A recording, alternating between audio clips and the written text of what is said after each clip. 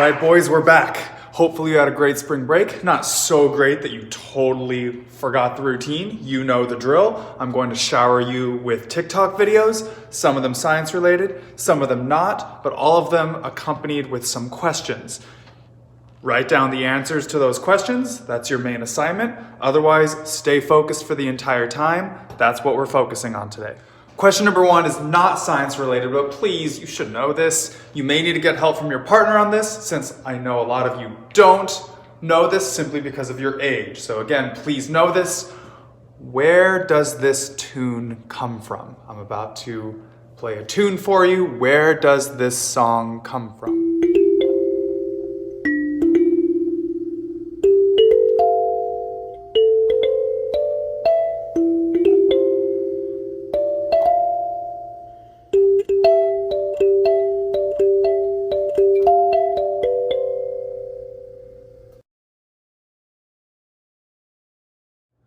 The second question is a serious one. You previously learned about Newton's 3 laws of motion, with the third one being the concept of an equal and opposite reaction. The idea that the more force you put into something, the more force you're going to get back. The same force you put into something is the same force you get back. So the harder you hit a wall, the more it's going to hurt. We introduced the idea of oscillation, going back and forth while talking about waves. So now you're going to look at a set of balls that will oscillate, a set of balls that will go back and forth. So my question is, question number 2, how much force transfers through the balls when they oscillate? When you start with one ball, how many balls come out the other side? When you start pulling 2 balls out, how many balls come out the other side? When you start with 3 balls, how many balls come out the other side? When balls oscillate, when balls go back and forth, how many balls will come out the other side based on how many are hitting it? How many of them are transferring their force or transferring their energy? That's question number 2. One bowling ball, one comes out the other side. Now I'll do 2. Watch this. 2 equally comes out the other side. Now I'll do 3. 3 and 3. And watch this. 4. 4, 4. Goes back.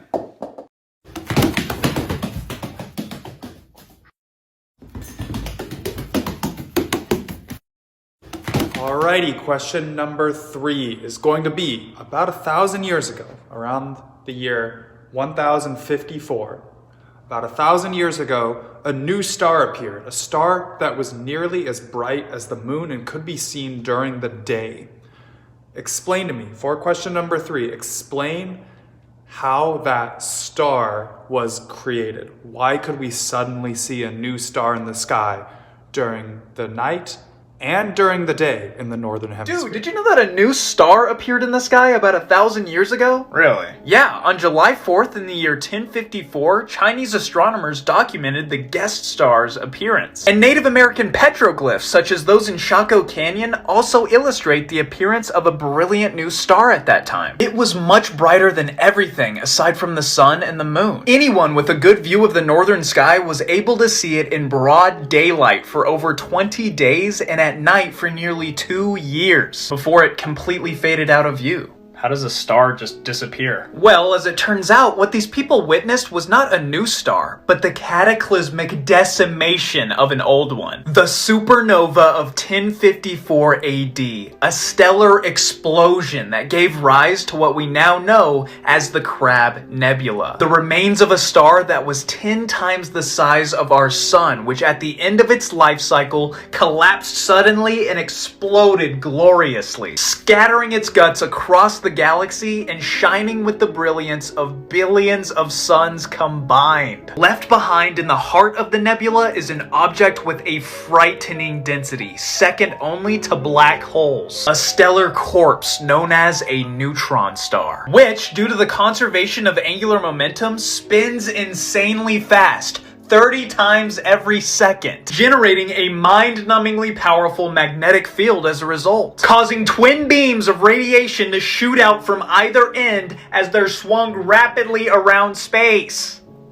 Thank goodness this wasn't nearby. Definitely would not be here to talk about it if it was, but yeah, even the speed of light takes over 6,500 years to reach the Crab Nebula from Earth. And here's what's crazy about that. Humanity saw the supernova about 1,000 years ago, but it actually happened about 7,500 years ago. We just didn't know about it until the light from that explosion finally reached us. Oh, space is too much.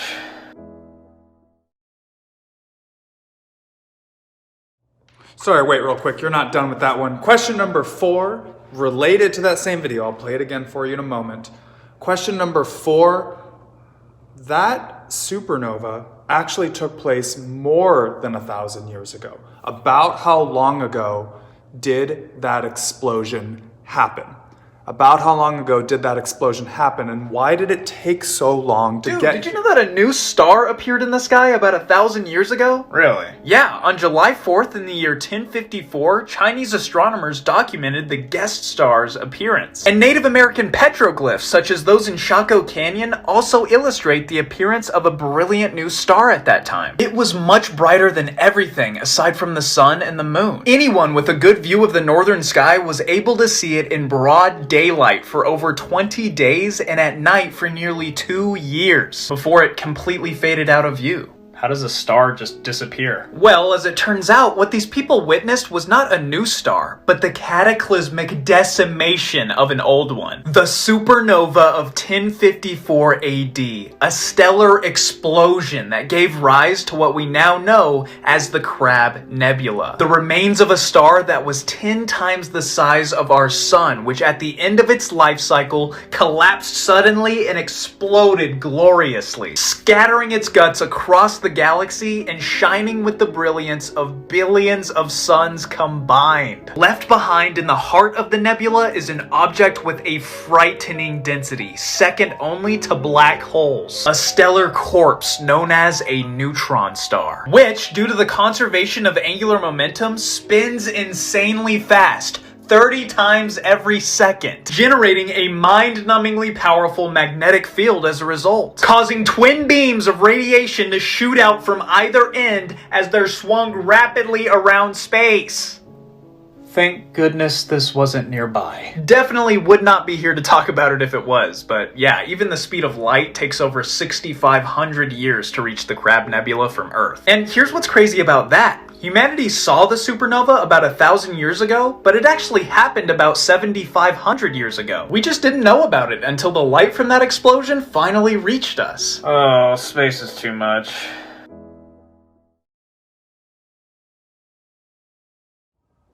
Question number 5 is going to be, can bees perceive time?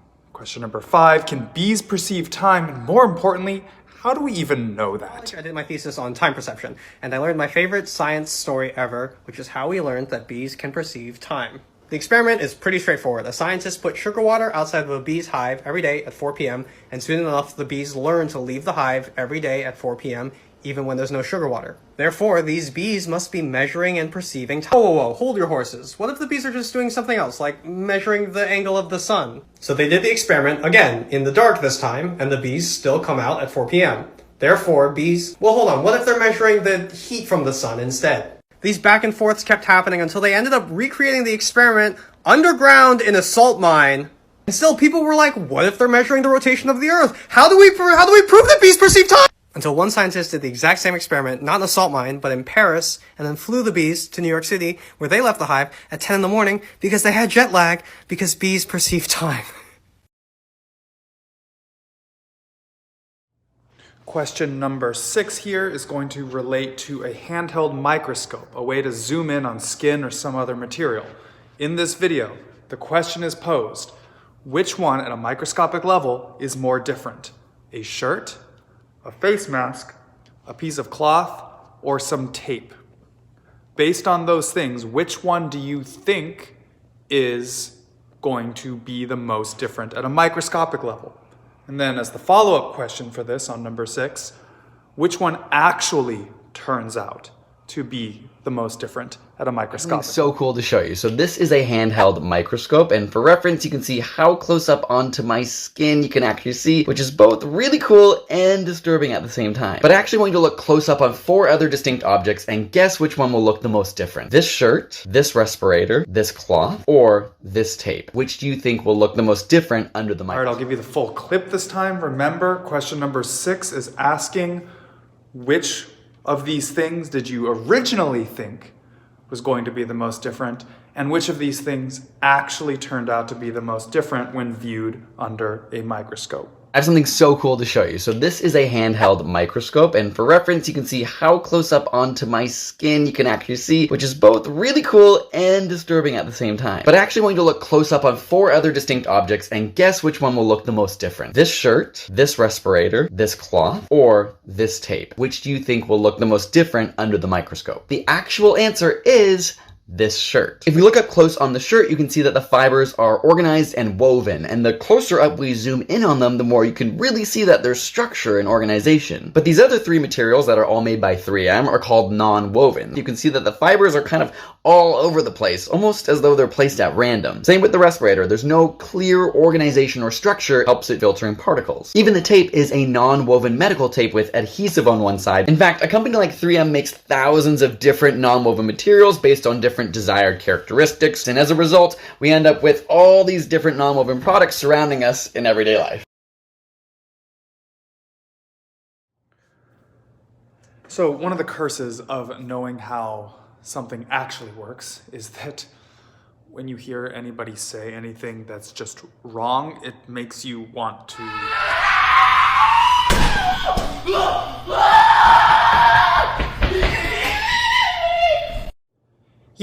scream, run into a foam pit and cry. Pretty much that. I want to correct the idea that we only have 5 senses. So question number 7, besides the 5 senses that you all know, what are other things that our brains can I hate to perceive? break it to you, but your kindergarten teacher was lying to you when they said that you have 5 senses. The ones we learn as small kids are based on the sensory organs that we can see. What's this do? See. What's this do? Hear. What's this do? Smell, taste, touch. But you definitely have more than 5. Close your eyes. Now tilt your head to one side. You can still tell which way is down, can't you? That's your sense of balance or equilibrioception. Now close your eyes again. Touch your nose. You knew where it was without seeing anything. That's thanks to your sense of spatial awareness or proprioception. Close your eyes one more time, without looking at the screen, about how much time has passed. That's your sense of the passage of time. But here's the kicker. We actually don't know for sure how many senses we have, because what makes sense doesn't exactly make sense. Is it a sensory organ that makes a sense? We just listed a couple that don't actually have one, but we definitely know they're there. Is it based off of a special kind of receptor cell in your nervous system? Well, if that were the case, then touch wouldn't be just one sense, because you have at least 6 different types of receptor cells in your skin to tell everything from light touch, like a breeze, to a firm touch, like pressure, to temperature, to pain. And you can also sense pain that takes place underneath your skin. But in terms of how many senses we have, some say 7, some say 9, some say 12, some say 21, some say 53. It seems the only thing the scientific community can agree on is that your teacher was wrong. It's definitely more than 5. And if you want to know all the other ways your teachers were wrong, now you know where to find us. While we are correcting some misconceptions, let's go over one. It is tax season right now. People are paying taxes. In the US, we have what's called a graduated income tax. So my question to you is, please explain how the income taxes work in the US. How do people get taxed in the US based on this description? If someone makes $164,000, their tax rate is 24%. But if they make $1,000 more dollars, it jumps to 32%. So if they make more money, they make less money. Taxes are confusing. That's not true. What? We have brackets. Brackets? Like the first $10,000 you make is taxed at 10%. The next $30,000 is taxed at 12%. Between $40,000 and $86,000 it's taxed at 22%. You're never going to bump up into a new bracket and make less overall money. It's just after a certain point you have a higher percent. Okay, so the brackets just keep going. The more you make, the higher your percent. No, it stops at 37%, which historically is low. Between the 1940s and the 1970s, that top percent for that top bracket was between 70 and 94%. And now it's 37%. Yep. Neat.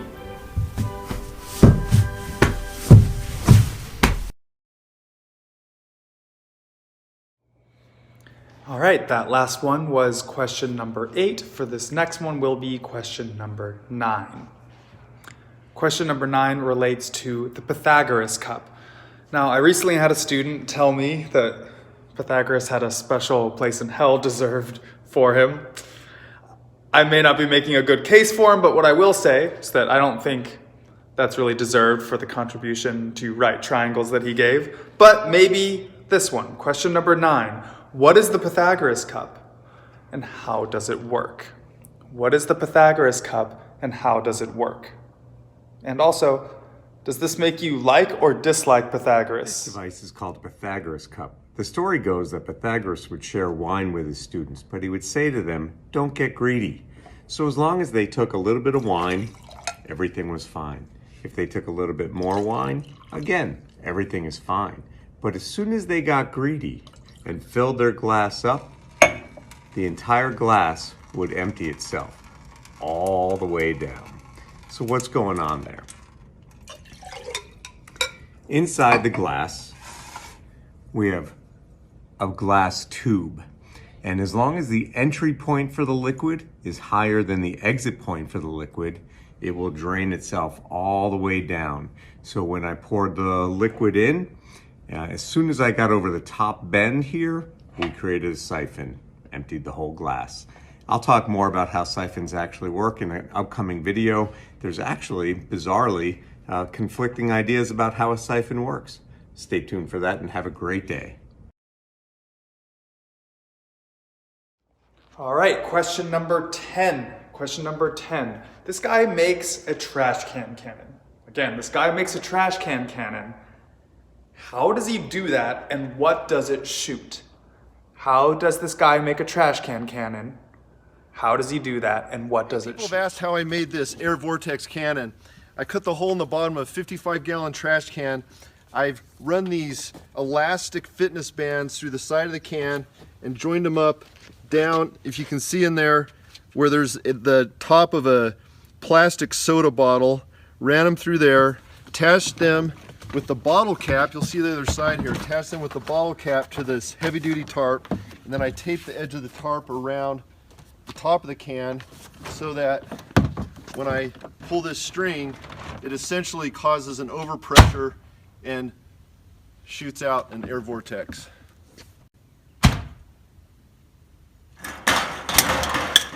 You want to know something funny?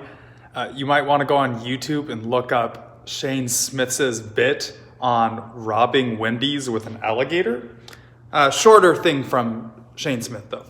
You can look that up later. For now, what new thing is Shane Smith saying he's been experiencing in his life?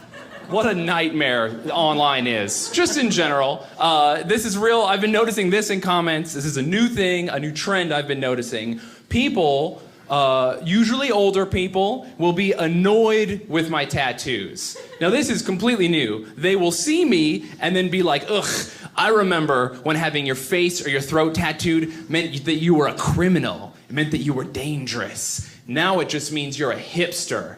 And I'm just like, are you disappointed I'm not a murderer right now?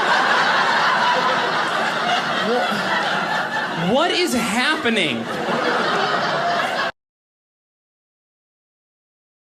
If you speak zero Japanese but still want a decent bowl of ramen in Tokyo, just go to Ichiran because this place you need zero interactions. First of all, you don't order your food. Instead, you buy a food ticket at a vending machine, which of course comes in English. And for your ramen preferences like thickness, richness, garlic, you all fill that out on a sheet. And then you just give that to the waiter without speaking, of course, and they'll know what to do. Not to mention the booth is completely isolated, and the small window in front of you is specially designed so you don't see the waiter's faces. You don't even have to ask for water because there's a built-in tap at your table, and same goes for your chopsticks. And there you go, a ramen with zero conversation. And it still tastes incredible. And don't worry if you want seconds, there's an extra menu on the chopstick sleeve which you can fill out again. And there you go, a bowl of ramen with zero Japanese.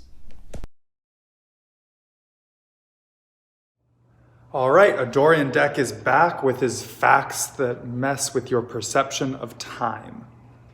So for question number 11, I want you to write down your favorite fact that messes with your perception of time. Question number 11, based on these series of facts that Adorian Deck presents, which one do you find the most Facts that will mess with your perception of time. If you are over the age of 45, the world population has doubled in your lifetime. Everything in this 1991 Radio Shack ad exists in the smartphone you're watching this video on right now. Dinosaurs roamed the earth for such a long period of time that dinosaur fossils existed while dinosaurs were still alive. King Tut started ruling Egypt as a pharaoh before he was 10 years old until he died at 19 years old. Picasso and Snoop Dogg were alive at the same time. Every single atom in your body is billions of years old. The human race has existed on Earth for only 0.004% of the Earth's entire history. Follow for more. All right, so we've only been around for 0.004% of the Earth's history, not to even mention the universe's history. But we are drastically changing the landscape in that very short amount of time. So question number 12 here. Question number 12 is, what are we currently doing? What are we currently doing in space that is drastically changing how our future... So I know the internet mostly doesn't rely on satellites, it relies on cables under the ocean. But then why do I keep hearing about Elon Musk's satellites, and also Jeff Bezos, and also maybe Richard Branson? There's an internet space race going on right now, and Elon Musk's company, Starlink, is ahead. These are all real satellites that are in orbit for Starlink right now. That's cool and all, but what's so different about them? Okay, so older satellite systems like HughesNet and Viasat keep their satellites really high up, and they keep them stationary over one spot on the surface, which lets them cover just huge areas. But when you're up that high, it takes a really long time to send radio waves back and forth. If you brought the satellites lower, you could reduce that time, but you need a lot more of them to cover the same area. And to stay at that altitude, they'd need to orbit. This is what all these new projects are trying to do, but Starlink is doing it fastest. Wait, so that's why I keep seeing TikToks like these. People can see them. Yeah, there are a lot of them up there already. This kind of looks like a problem. I'm gonna need to make another video. Okay, I think we're gonna close here with question number 13. Humans used to make arrowheads out of a type of quartz mineral known as flint. They had a special technique that allowed the flint to be made into particular shapes, something useful for them like an arrowhead. We've applied the same technique to things like glass, and my question then is, what is that technique? What technique works to make it so that we can more adroitly shape flint or more adroitly shape glass? What is that technique? That's question number 13. Facts. Watch what happens when we try to cut it outside of the water. But when you cut glass underwater, the cracks propagate about 1 million times faster than in air. So that makes the glass not come off in big chunks, but rather in small, tiny little flakes. And so you can easily shape the glass how you want it by cutting it underwater. And the edges come out smooth and not jagged. In fact, this was known by early American Indians when they used to shape arrowheads out of flint. They would get it wet so it flaked more easily. Look at that. That is so cool. Look at these two circles that I could just cut out of a pane of glass with scissors. So it's actually not even that rough of an edge. It's not even that sharp. Watch what happens. Alrighty, I think that's where we will end it today. 13 questions. Make sure you have all of them written down. If you were handwriting them, please make sure to use your iPad, take a picture, and submit that on Google Classroom. If you wrote it in a Google Doc, again, go on Google Classroom and make sure that you upload that, so that way either a picture or your Google Doc is submitted for me to grade for you. Those 13 questions, submit it, You're all set. Now, here's a video of somebody other than me dancing.